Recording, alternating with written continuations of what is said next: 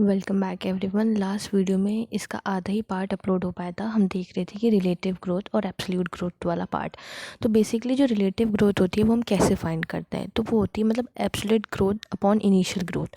तो और absolute growth कैसे निकलती है, मान लो अगर हम लीव ए को देखें तो उसकी इनिशियल ग्रोथ कितनी थी 5 और फाइनल कितनी थी 10। तो एब्सोल्यूट ग्रोथ निकलती है उसकी फाइनल माइनस इनिशियल। तो पहले फाइनल उसकी 10 थी, इनिशियल 5 थी, तो उसने एब्सोल्यूट जो ग्रोथ करी वो 5 सेंटीमीटर पर स्क्वायर अपना एरिया इंक्रीज़ करा। ठीक है, तो अब हमें रिलेटिव निकालना है। तो एब्सोल्यूट उसकी 5 है, रिलेट और इनिशियली भी उसकी 5 थी, तो हमने निकाली परसेंट। तो यहाँ पे इसने रिलेटिवली 100% ग्रोथ कर लिया लीव ए ने। एज़ कम्पेयर अब बी की तरफ चलें तो उसकी इनिशियल ग्रोथ कितनी थी 50, फाइनल थी 55। तो 55 माइनस 50 कितना 5, तो 5 उसकी एब्सोल्यूट ग्रोथ रही जो हमने यहाँ लिख दी। इनिशियली कितना था 50, हमने डिवाइड करा तो कितने इसकी रिलेटिव ग्रोथ आई सिर्फ 10%। तो रिलेटिवली किसने ज़्यादा ग्रोथ करी, लीव ए ने ज़्यादा ग्रोथ करी है। अब हमें आगे इसमें पढ़ना था, कंटिन्यू करना था कंडीशंस फॉर ग्रोथ। ग्रोथ की क्या क्या कंडीशंस होती हैं। Why do you not try to write down what you think are necessary conditions for the growth. आप क्यों नहीं लिखते हैं कि जो भी नेसेसरी कंडीशंस हैं ग्रोथ के लिए उन्हें मेंशन करो। दिस लिस्ट में हैव, इस लिस्ट में क्या क्या आएगा, वाटर, ऑक्सीजन, न्यूट्रिएंट और जितने भी एसेंशियल एलिमेंट्स हैं ग्रोथ के लिए।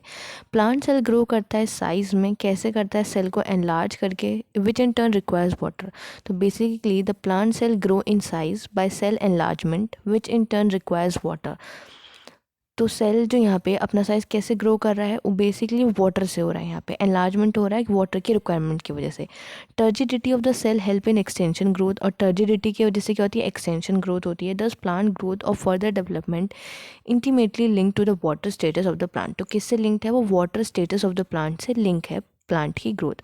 Water also provide the medium for the enzymatic activities needed for growth. इस लाइन से क्वेश्चन पूछा गया है कि वाटर क्या प्रोवाइड करता है, मीडियम प्रोवाइड करता है किस एक्टिविटीज़ के लिए, एंजाइमेटिक एक्टिविटीज़ के लिए जो ग्रोथ के लिए चाहिए। Oxygen help in releasing metabolic energy essential for the growth activities. Oxygen क्या करता है, हेल्प करता है इन रिलीजिंग मेटाबॉलिक एनर्जी, जो भी मेटाबॉलिक एनर्जी आवश्यक है जो भी हमें ग्रोथ एक्टिविटीज़ करवाने के लिए पेड़ के अंदर। न्यूट्रिएंट्स कौन कौन से होते हैं, macro and micro essential elements are required by the plant for the synthesis of protoplasm and act as a source of energy.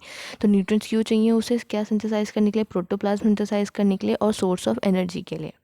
In addition इसके साथ साथ हर एक प्लांट ऑर्गेनिज्म का एक ऑप्टिमम टेम्परेचर रेंज होती है जो सूटेड होती है उसकी ग्रोथ के लिए।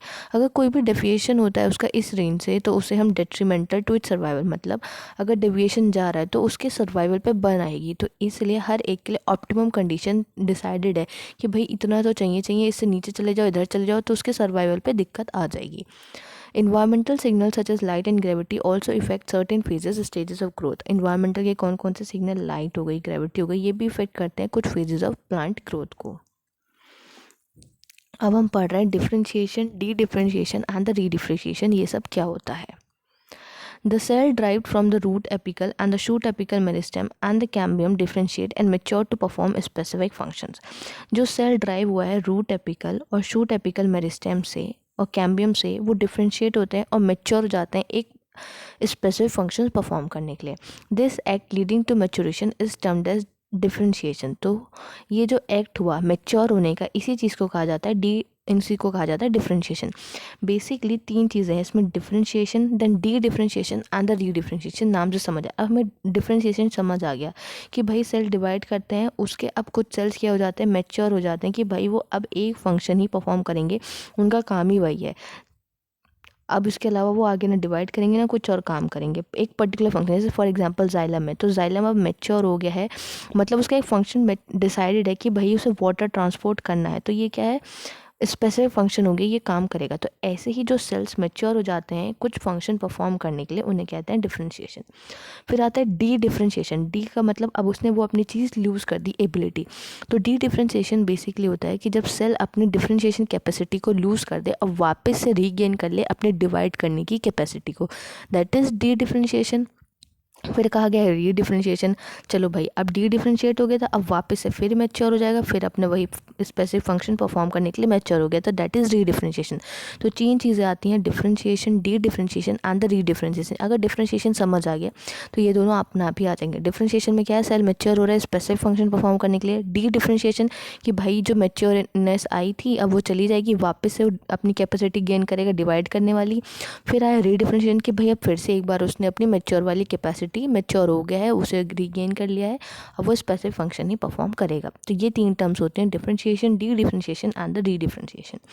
तो वही लिखा है जो सेल जो आते हैं root apical, shoot apical meristem से और कैम्बियम से, फिर वो डिफरेंशिएट हो जाते हैं एंड मैच्योर होते हैं कुछ एक स्पेसिफिक फंक्शन परफॉर्म करने के लिए। इसी प्रोसेस को कहा जाता है डिफरेंशिएशन।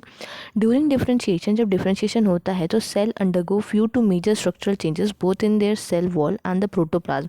तो डिफरेंशिएशन के टाइम पे क्या क्या डिफरेंस आता है, स्ट्रक्चरल चेंजेस आते हैं इस सेल वॉल में और उनके प्रोटोप्लाज्म में। फॉर एग्जांपल जैसे कि क्या बनाते हैं, ट्रैक्री एलिमेंट्स बनाते हैं। The cell would lose their protoplasm, cell अपना प्रोटोप्लाज्म लूज कर देते हैं। They also develop a very strong elastic and lignocellulosic secondary cell wall. अभी क्वेश्चन पूछा गया जो सेकेंडरी सेल वॉल बनती है वो कैसी है, वो लिग्निन, वहाँ पे लिग्निन भी और सेल्यूलोज भी आता है, दैट इज लिग्नोसेल्यूलोजिक। तो क्या क्या हुआ जब डिफ्रेंशिएशन हुआ, स्ट्रक्चरल चेंजेस आए और उसमें सेल वॉल में और प्रोटोप्लाज्म में। जैसे ट्रैक्री एलिमेंट्स बनना, सेल अपना प्रोटोप्लाज्म लूज कर देते हैं, स्ट्रॉन्ग इलास्टिक सेकेंडरी वॉल्स बनाते हैं, क्या करने के लिए, to carry water to long distance तक वाटर ले जाने के लिए, इवन अंडर एक्सट्रीम टेंशन, जब बहुत ज़्यादा टेंशन होती है उन सब कंडीशंस में। Try to correlate the various anatomical feature you encounter in the plant to function they perform. Plant show another interesting phenomena, दूसरा एक और फिनोमेना दिखाते हैं, that are living differentiated cells. अब वही जो डिफरेंशिएटेड सेल्स है that by now have the lost a capacity to divide, अब उन्होंने अपनी कैपेसिटी लूज कर दी थी डिवाइड करने वाली, रीगेन कर लेंगे उस कैपेसिटी को और फर्दर डिवीजन करेंगे। इस फिनोमेना को कहते हैं डी डिफरेंशिएशन, जैसे कि मैंने भी समझाया था। फॉर एग्जाम्पल जैसे कि फॉर्मेशन ऑफ द मेरिस्टेम, जो मेरिस्टेम बनती है, कौन सी meristem, interfascicular cambium, cork cambium, ये फुल्ली डिफरेंशिएटेड पैरेन्काइमा सेल से बनती हैं।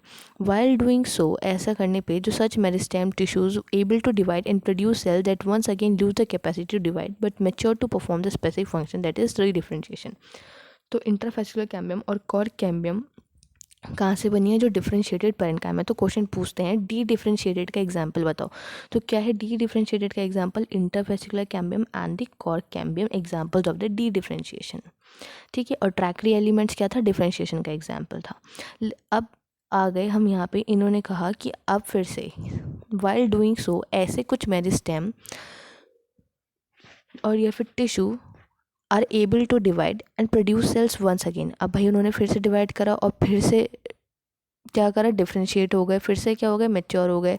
अब फिर से वो क्या करेंगे, स्पेसिफिक फंक्शन परफॉर्म करेंगे, तो उसी को कहेंगे री डिफरेंशिएशन। तो वही चीज़ आई जो भी मैंने समझाई थी, डिफरेंशिएशन मैच्योर हो गया एक बार, डी डिफरेंशिएशन फिर से डिवाइड वाली कैपेसिटी रीगेन कर ली, डी डिफरेंशिएशन फिर से वो मैच्योर हो गया, फिर से उसने क्या कर लिया कि वही अपनी कंडीशन जो थी उसने वापस से रीगेन कर ली, ना डिवाइड करने की और स्पेसिफिक फंक्शन परफॉर्म करने के लिए। तो बेसिकली री डिफरेंशिएशन के एग्जांपल्स क्या क्या होते हैं, उन्होंने कहा है कि करो तो तुमने क्या क्या पढ़े हैं। तो हमने पढ़े हैं जो सेकेंडरी जाइलम और फ्लोएम बनते हैं वो किसके एग्जाम्पल हैं, री डिफरेंशिएशन के एग्जाम्पल होते हैं, जो सेकेंडरी चीज़ें होती हैं। तो वही इसमें हम लिख सकते हैं that is secondary xylem and the secondary phloem या फिर सेकेंडरी कॉर्टेक्स, ये सब क्या होते हैं, हमारे री डिफरेंशिएशन के एग्जाम्पल्स हैं। What would you call the parenchyma cell that are made to divide under controlled laboratory condition during a plant tissue culture? कि जो controlled laboratory conditions में हम plant culture करते हैं उसे क्या कहेंगे। तो हम कहाँ थे कि लिस्ट सम टिश्यूज़, हमने एग्जांपल बता दिए कि क्या क्या एग्जांपल है री डिफरेंशिएशन के। फिर इन्होंने नेक्स्ट पूछा है तुम क्या कहोगे पैरेन्काइमा सेल्स को जिनको लेबोरेटरी कंडीशंस में डिवाइड किया जा रहा है। तो बेसिकली पैरेन्काइमा क्या है, हमारा डिफरेंशिएटेड का एग्जांपल है। अब डिफरेंशिएटेड टिश्यू को हम दोबारा से डिवाइड करवा रहे हैं प्लांट टिश्यू कल्चर में, तो उसे कहेंगे ऑब्वियसली डी डिफरेंशिएशन, क्योंकि हमने वो उसकी कैपेसिटी दोबारा ला रहे हैं उसके अंदर, दैट इज़ डी डिफरेंशिएशन, क्योंकि पैरेन्काइमा ऑलरेडी डिफरेंशिएटेड सेल है। Recall in section 13.1 you have mentioned that the growth in the plant is open, that it can be indeterminate or determinate. Now we may say that even differentiation in the plant is open because cell tissue arising out of the same meristem have different structure at maturity.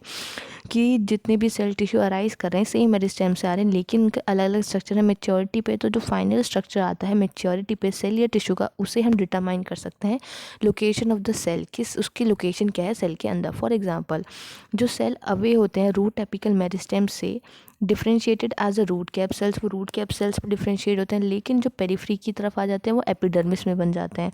तो ऐसे ही examples add on होते जाते हैं।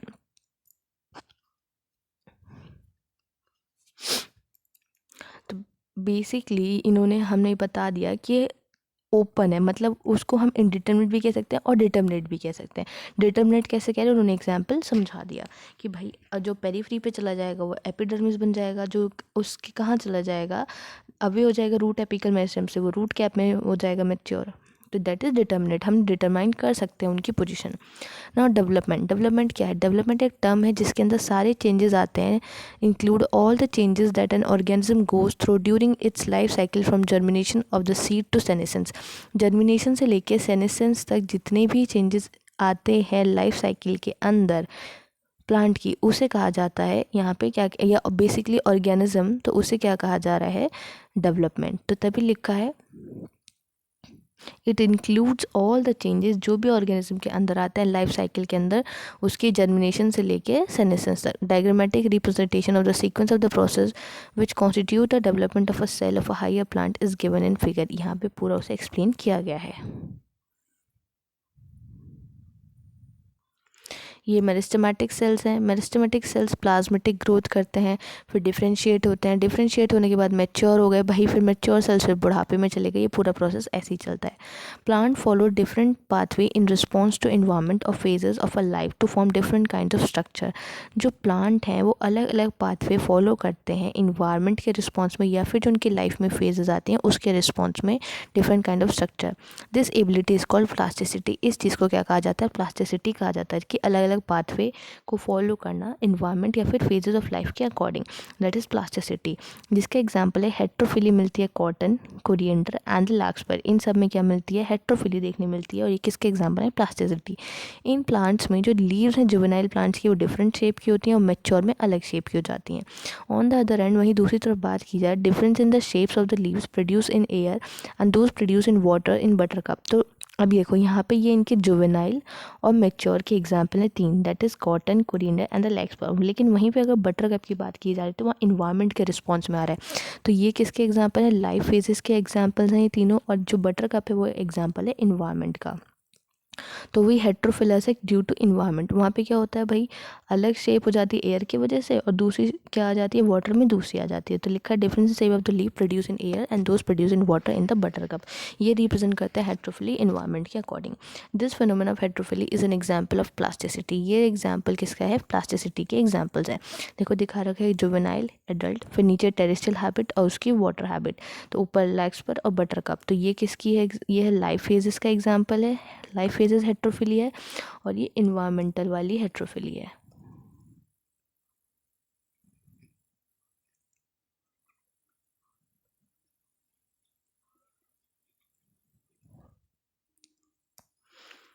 Thus the growth, differentiation and the development are very closely related event in the life of a plant. कि जो growth की बात करें, डिफ्रेंशिएशन की बात करें, डेवलपमेंट की बात करें, बहुत क्लोजली रिलेटेड इवेंट होते हैं प्लांट की लाइफ में। ब्रॉडली जो डेवलपमेंट है उसे कंसिडर किया जाता है, क्या है development? Consider the sum of the growth and the differentiation. क्या है? डेवलपमेंट को कंसिडर किया गया है जो ग्रोथ का सम है और डिफ्रेंशिएशन। तो बेसिकली कह सकते हैं हम व्हाट इज़ डेवलपमेंट, अगर ग्रोथ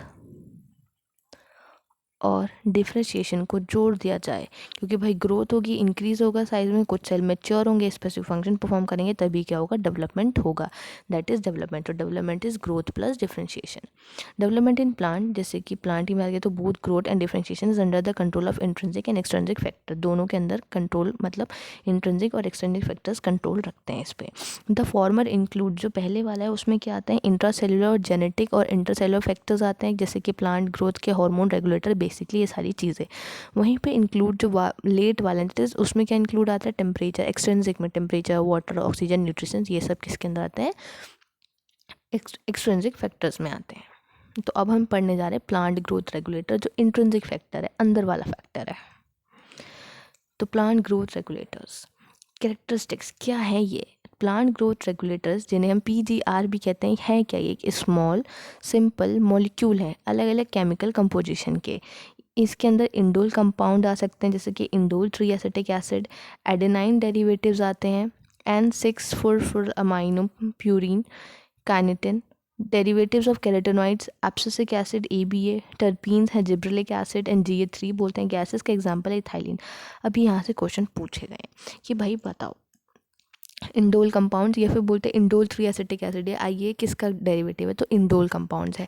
एडेनाइन डेरिवेटिव के एग्जांपल्स हैं N6 अमाइनो प्यूरिन या फिर काइनेटिन। तो पूछते हैं भाई अमीनो डेरिवेटिव्स के एग्जांपल्स बता दो, तो ये वहाँ पे दिए रहते हैं। कैरोटेनॉइड डेरिवेटिव क्या है, एब्सिसिक एसिड AB आते हैं। जिब्रेलिक एसिड किससे ड्राइव हुआ है, टर्पीन्स। तो ऐसे घुमा के क्वेश्चन पूछे गए हैं PYQ में, जब सॉल्व करोगे तुम्हें यहाँ से क्वेश्चन मिलेगा, इस पार्ट से पूछा गया है।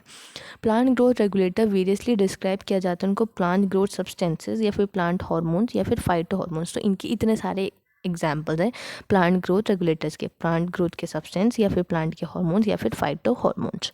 PGR can be broadly divided into 2 groups. तो PGR जो है उनको ब्रॉडली 2 ग्रुप्स में बांटा गया है। किस किस बेसिस पे, उनके फंक्शन के बेसिस पे कि वो लिविंग प्लांट बॉडी में कैसा काम करते हैं। एक ग्रुप जो है PGR का वो इन्वॉल्व होता है ग्रोथ प्रमोटिंग एक्टिविटीज़ में, जो ग्रोथ को प्रमोट करेगा, जैसे कि सेल डिवीजन में, सेल के एनलार्जमेंट में, पैटर्न फॉर्मेशन में, ट्रॉपिक ग्रोथ में, फ्लावरिंग, फ्रूटिंग, सीड फॉर्मेशन, इन सब में। These are also called plant growth promoters. इन्हें प्लांट ग्रोथ प्रमोटर्स भी कहा जाता है, जैसे कि auxin, gibberellins and the cytokinins. जो PGR हैं दूसरे ग्रुप के, वो इंपॉर्टेंट रोल प्ले करते हैं in response to the wounds condition में, स्ट्रेस कंडीशन में।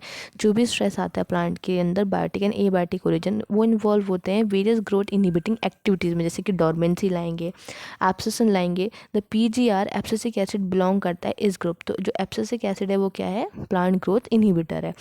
द गैसियस PGR इथाइलिन वो भी इसी के अंदर आता है, but is largely an inhibitor of the group growth activities. Basically जो इथाइलिन है वो दोनों के अंदर आता है, ग्रोथ वाला भी इनहिबिटर वाली, लेकिन मैक्सिमम जो उसका कंट्रीब्यूशन जाता है वो इनहिबिटर वाली ग्रोथ एक्टिविटीज़ की तरफ जाता है। Now the discovery of the plant growth regulators, कैसे डिस्कवरी हुई। इंटरेस्टिंगली जो डिस्कवरी हुई है हर एक मेजर ग्रुप ऑफ PGR की, वो एक्सीडेंटल थी।